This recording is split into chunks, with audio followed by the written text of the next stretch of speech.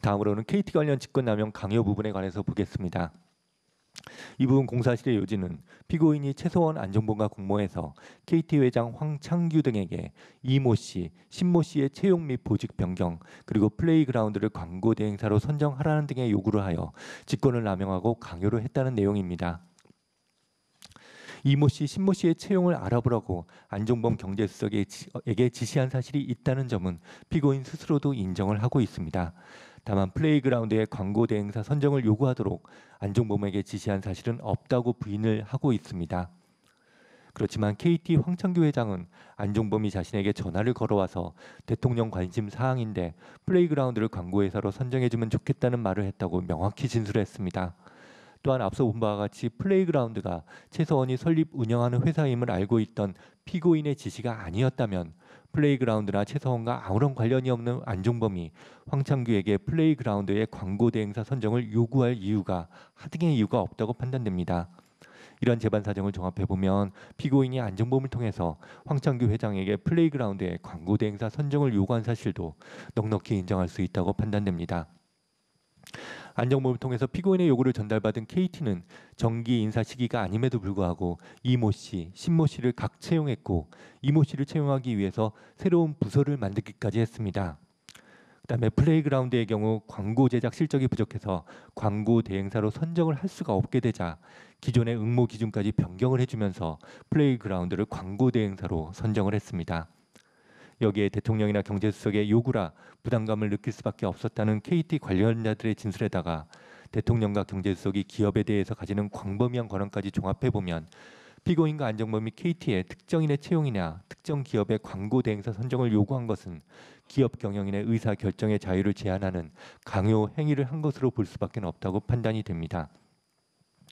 또한 피고인이 채용, 그다음에 보직 변경을 요구한 이모 씨, 신모 씨는 모두 최서원이 주위에서 추천받은 사람들이었습니다.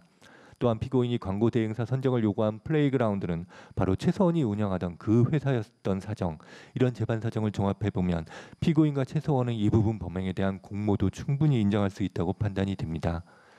따라서 피고인에 대한 이 부분 공사실 중에 강요의 점은 유죄로 인정하도록 하겠습니다. 다만 이 부분 공사실에는 직권남용의 점도 포함되어 있지만 아까도 설명했듯이 직권남용죄가 성립하기 위해서는 공무원이 직무상 권한을 행사하는 것과 같은 외관이 있어야 합니다. 이 부분에서 피고인과 안종범이 사기업체에 대해서 특정 개인의 채용, 보직 변경, 특정 기업의 광고 대행사 선정을 요구했는데 아무리 대통령이나 경제수석이라 하더라도 일반 사기업체에 그런 요구를 할 직무상 권한은 없다고 판단됩니다. 따라서 이 부분 직권남용 공사실은 무죄로 판단하도록 하겠습니다. 다만 함께 있는 강요죄를 유죄로 인정한 이상 주문에서 따로 무죄를 선고하지는 않습니다. 다음으로는 그랜드 코리아 레저, 약자로 GKL이라고 하겠습니다. GKL 관련 직권남용 강요 부분에 대해서 봅니다. 이 부분 공사실의 요지는 피고인이 최서원, 안종범, 그리고 문체부 제2차관인 김종과 공모해서 직권을 남용해서 GKL로 하여금 스포츠팀을 창단하고 또 WK와 에이전트 계약을 체결하도록 강요했다는 겁니다.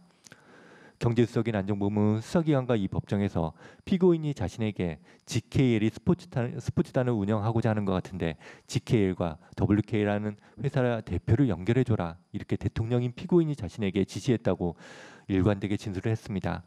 또한 GKL 대표이사는 이 법정에 나와서 안종범이 자신에게 전화해서 WK라는 스포츠 매니지먼트 회사가 있는데 GKL에서 스포츠팀을 창단해서 WK와 같이 운영해봐라, 이렇게 말했다고 진술했습니다.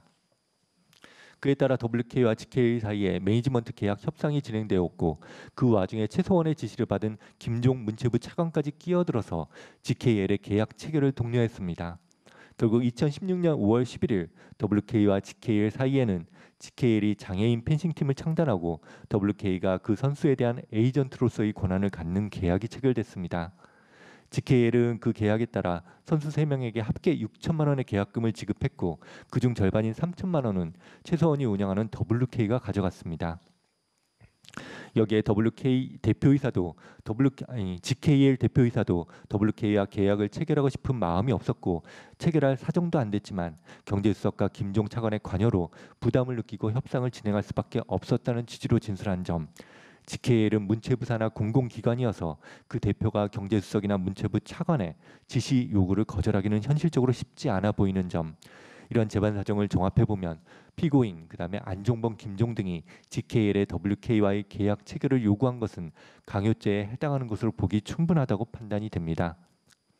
한편 김종 차관은 GKL과 WK 사이의 협상이 중간에 지지부진해지자 최소원이 자신에게 GKL이 선수단을 창단해 줘야 되는 거 아니냐, WK를 도와줘야 되지 않냐, 차관이 한번 해결해 봐라 라고 말했다고 진술을 했습니다.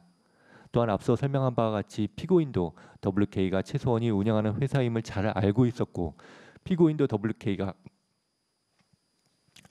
잘 알고 있었고, 최소원의 요청 내지 부탁으로 GKL의 WK와의 매니지먼트 계약을 계약 체결을 요구한 것으로 볼 수밖에 없는 점, 이런 사정을 종합해 보면 피고인과 최소원 사이의 공모관계, 그리고 피고인이 대통령으로서의 직권을 위법부당하게 사용하여 남용한 사실도 넉넉히 인정할 수 있다고 판단됩니다. 따라서 이 부분 GKL 관련 직권남용 강요 부분 공사실 역시 모두 유죄로 인정하도록 하겠습니다. 다음으로는 삼성그룹 관련 직권남용 강요 부분입니다. 이 부분 공사실의 요지는 피고인이 최소원 등과 공모해서 대통령의 직권을 남용해서 삼성그룹의 이재용 부회장 등에게 최소원 등이 운영하는 한국동계스포츠영재센터에 두 차례에 걸쳐서 합계 16억 2,800만 원을 지원하도록 강요했다는 그런 내용입니다. 먼저 2015년 7월 14일입니다. 그날 설립된 영재센터를 누가 설립한 것인지에 대해서 보겠습니다. 영재센터의 설립에 관여한 김동성, 장시호, 김종 차관 등은 최소원이 자신들에게 영재센터 설립을 지시하면서 되도록 동계올림픽 메달리스트를 많이 확보해서 이 사진을 구성하라고 지시했고, 그 밖에 설립 과정과 설립 후 각자 맡아서 할 일들을 구체적으로 정해서 지시했다고 일체해서 진술했습니다. 나아가 영재센터 설립에 필요한 설립 자금 5천만 원도 최소원이 전부 부담한 사실이 확인이 됩니다. 이와 같은 사정을 종합해 보면 최소원이 영재센터 설립에 주도적으로 깊숙이 관여한 사실 넉넉히 인정된다고 판단이 됩니다. 다음으로 영재센터에 대해서 이루어진 1차 후원 과정에 대해서 보겠습니다. 최소원이 영재센터를 설립한 지 한 열흘 정도 지난 후입니다. 2015년 7월 25일 날 대통령인 피고인은 이재용과 단독 면담을 하면서 이재용에게 동계올림픽 메달리스트들을 활용하는 사업이 있는데 좀 지원해달라고 요구를 했습니다. 앞서 본 바와 같이 영재센터가 동계올림픽 메달리스트들을 이 사진으로 해서 설립된 사실을 생각해 보면 대통령이 지원을 요구한 동계올림픽 메달리스트들을 활용하는 사업은 바로 최소원이 설립한 영재센터를 지칭한다고 볼 수밖에 없다고 판단이 됩니다. 한편 피고인은 단독 면담을 하면서 이재용에게 동계올림픽 메달리스트들을 활용하는 사업을 지원해달라 이런 말을 한 적이 없다고 검찰에서 진술을 했습니다. 그러나 이재용 부회장은 관련 사건 법정에서 대통령이 단독 면담에서 그와 같은 요구를 했다고 일관되게 진술을 했습니다. 이재용이 그에 관해서 거짓말을 할 이유나 동기가 있다고 보기도 어렵습니다. 또한 삼성그룹의 최지성, 장충기도 그날 단독 면담을 마치고 돌아온 이재용으로부터 대통령이 그런 요구를 하더라 이런 말을 하는 것을 들었다고 일치해서 진술을 했고, 이후 실제 삼성그룹은 피고인이 지원을 요구하는 단체가 영재센터라는 사실을 파악한 다음에 두 차례에 걸쳐서 16억 원이 넘는 돈을 영재센터에 지원하기도 했습니다. 아울러 피고인이 이재용과의 단독 면담을 후 불러주는 내용을 그대로 받아 적었다는 안종범 수첩에도 메달리스트 후원, 이렇게 후원이 필요하다는 기재가 있는 점 등을 종합하여 보면 피고인이 2015년 7월 25일 이재용과 단독 면담을 하면서 이재용에게 동계올림픽 메달리스트를 활용하는 사업, 즉 영재센터를 지원하라고 요구한 사실 넉넉히 인정할 수 있다고 판단됩니다.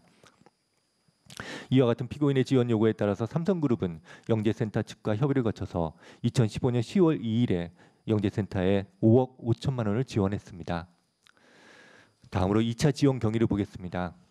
최소원은 피고인과 이재용의 단독 면담이 예정된 2016년 2월 15일 이날도 단독 면담이 있었습니다. 2016년 2월 15일 전날인 2월 14일에 장시호에게 전화를 해서 영재센터 육성 계획안을 급히 만들라고 지시를 했습니다. 그 육성 계획안은 단독 면담 당일인 2월 15일입니다.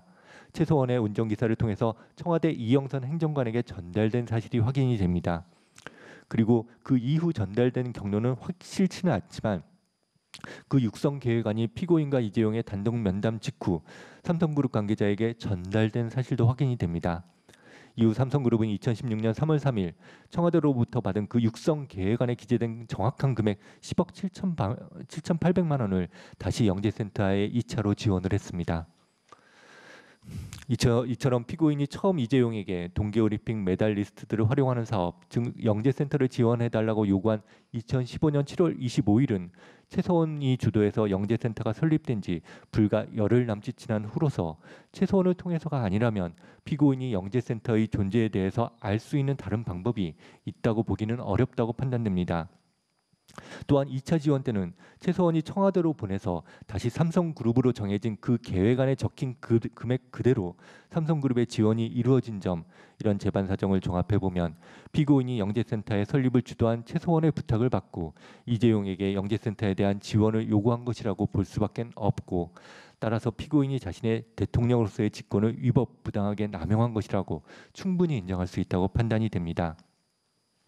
그리고 기업을 운영하는 이재용 부회장으로서는 단독 면담에서 대통령인 피고인이 직접 명시적으로 요구하는 영재센터에 대한 지원을 거절하기는 어려웠을 것으로 보이는 점, 이런 사정 등에 비추어 보면 피고인이 이재용 등으로 하여금 그 요구를 거절하면 어떤 불이익이 있을 수도 있다는 불안감을 일으키게 하여 강요를 한 것으로도 충분히 인정할 수 있다고 판단이 됩니다. 따라서 이 부분 삼성그룹 관련 직권남용 강요 역시 모두 유죄로 인정하도록 하겠습니다.